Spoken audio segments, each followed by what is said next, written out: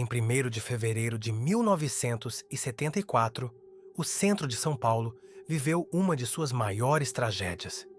O incêndio do edifício Joelma, um prédio moderno de 25 andares, transformou-se em um símbolo do horror e da vulnerabilidade humana diante do imprevisível. Quase 200 pessoas morreram, centenas ficaram feridas e toda uma cidade ficou marcada pelo trauma.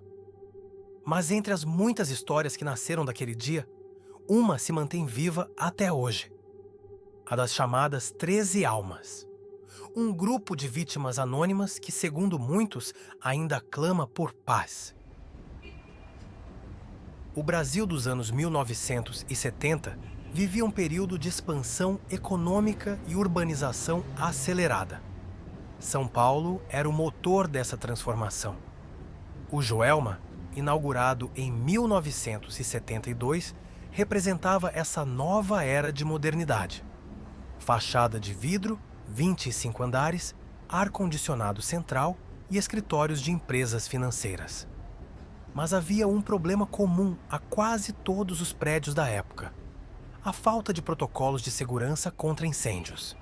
As normas eram mínimas, os materiais altamente inflamáveis e as rotas de fuga escassas.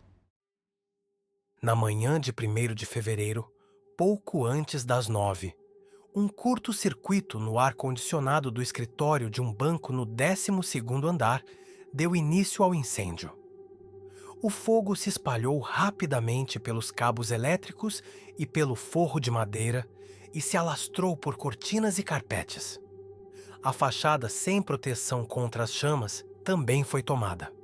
Em minutos, o prédio inteiro estava tomado por fumaça densa e chamas.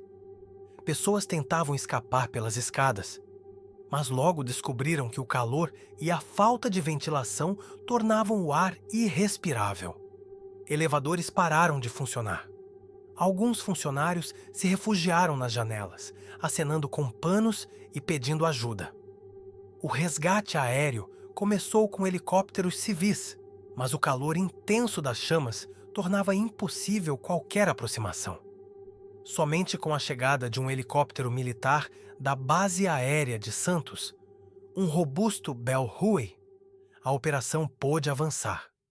Graças à força e robustez da aeronave e à habilidade do tenente aviador Vanderlei Taquetani, mais de 240 pessoas foram resgatadas em cerca de 3 horas de voo, em uma das ações mais heróicas daquele dia.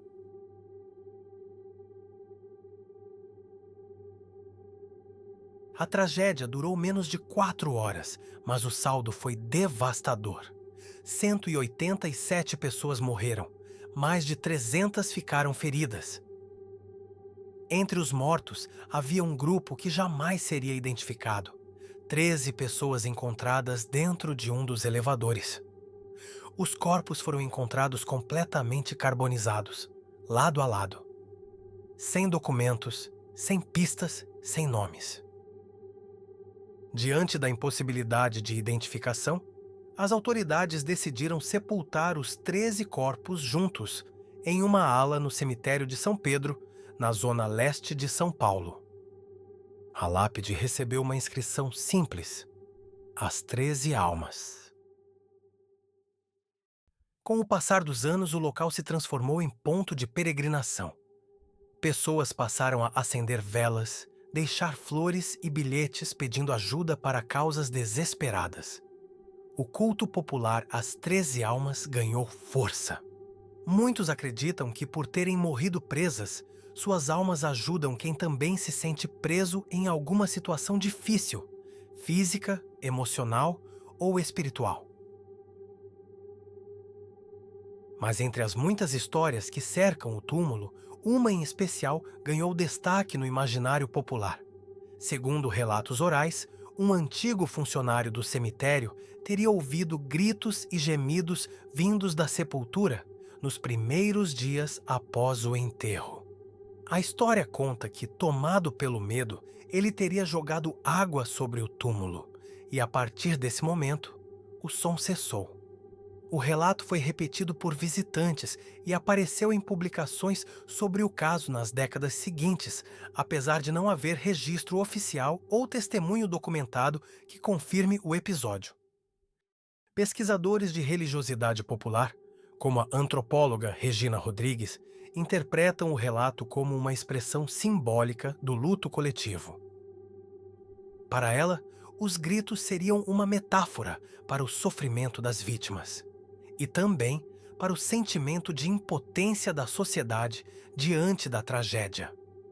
Em comunidades católicas, é comum a crença de que as almas do purgatório clamam por orações até encontrarem paz. Assim, a narrativa dos gritos teria se fundido a esse imaginário religioso, ganhando força como símbolo de fé e de compaixão. Após o incêndio, o edifício foi completamente restaurado e recebeu um novo nome: Edifício Praça da Bandeira. Hoje, abriga escritórios, empresas e um fluxo constante de pessoas. Por fora, parece apenas mais um prédio comercial no centro de São Paulo, mas entre os corredores e andares há relatos de estranhos fenômenos. Funcionários relatam episódios curiosos: elevadores que param sem motivo aparente, luzes que piscam de forma irregular e sons inexplicáveis que ecoam pelos corredores durante a noite. Alguns afirmam sentir mudanças bruscas de temperatura, com um frio intenso que surge repentinamente, mesmo em dias quentes. Há também quem garanta ter visto figuras translúcidas, sombras que se movem sozinhas e até vozes chamando pelo nome de pessoas. Em certas fotografias tiradas dentro do prédio, aparecem formas humanas difusas, como uma manifestação de quem partiu de forma abrupta, sem compreender que a vida física chegou ao fim. Muitos funcionários, tomados pelo medo, pediram demissão após experiências inexplicáveis. Relatos semelhantes vêm de motoristas e entregadores que dizem ter visto vultos nas garagens ou escutado gritos e pedidos de socorro vindos do nada. Mesmo décadas após o incêndio, parece haver ali uma presença que resiste, uma energia silenciosa. Segundo algumas correntes espiritualistas, esses espíritos permaneceriam presos ao lugar onde tudo aconteceu, ainda ligados emocionalmente ao ambiente da morte, muitas vezes violenta ou traumática. Incapazes de perceber a própria condição, revivem incessantemente os últimos instantes, repetindo gestos e emoções de um momento que, para eles, nunca terminou. É como se estivessem retidos em um estado intermediário, um espaço entre o mundo dos vivos e o descanso espiritual. Um limbo silencioso, envolto em sombra e confusão. Hoje, passados mais de 50 anos, o túmulo das 13 almas é um dos mais visitados de São Paulo. Velas queimam dia e noite.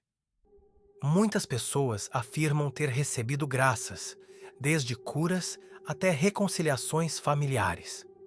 O cemitério mantém o local limpo e respeitado, reconhecendo o valor simbólico e espiritual que o lugar representa.